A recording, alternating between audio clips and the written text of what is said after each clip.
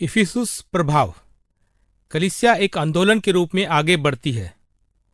कहानी की भूमिका इस प्रकार से है। एक व्यक्ति इफिसुस में आया और लोगों को प्रभु यीशु के विषय सिखाने लगा।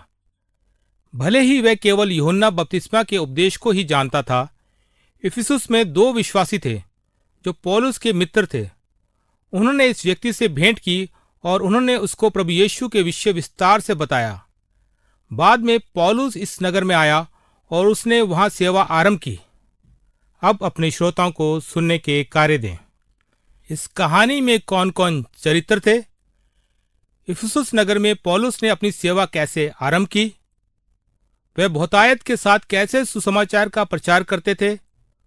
उनकी साक्षी का क्या परिणाम था? हम वह कलीसिया कैसे बन सकते हैं जो हमारे इलाके में आंदोलन के रूप में आगे बढ़ती है? आइए अब कहानी की ओर चलें। पौलुस प्रभु यीशु के संदेश का प्रचार करने के लिए अपनी यात्रा पर था। जब वह इफिसुस नामक महानगर में आया, इफिसुस नगर में उसे 12 शिष्य मिले।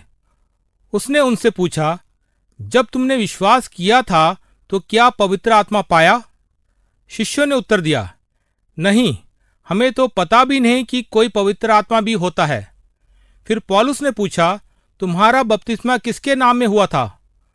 उन्होंने उत्तर दिया, हमने तो यूहन्ना का बपतिस्मा पाया है। और पौलुस ने उनसे कहा, यूहन्ना का बपतिस्मा तो पश्चाताप का, अपने पापों से मन फिराने का बपतिस्मा था, परंतु यूहन्ना ने लोगों को उस पर विश्वास करने के लिए कहा जो उसके बाद आने वाला था, अर्थात यीशु में विश्वास करें। ये सुनते ही शिष्यों ने पौलुस से यीशु के नाम में बपतिस्मा देने के लिए कहा।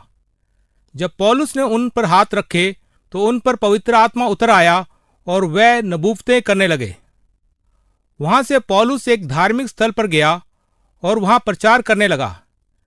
3 महीनों तक पौलुस ने उन्हें परमेश्वर के राज्य के विषय बताया, परंतु उस स्थान पर कुछ लोग जिद्दी लोग थे। उन्होंने पौलुस के संदेश पर विश्वास नहीं किया और उन्होंने प्रभु यीशु के विश्वासियों के विषय झूठी बातें कहना आरंभ कर दिया। इसलिए पौलुस उस स्थान से हट गया और अपनी शिक्षाओं के लिए किसी अन्य स्थान का चुनाव किया। वहां वह 2 वर्ष तक सिखाता रहा और उस इलाके में रहने वाले प्रत्येक व्यक्ति ने परमेश्वर के वचन को सुना।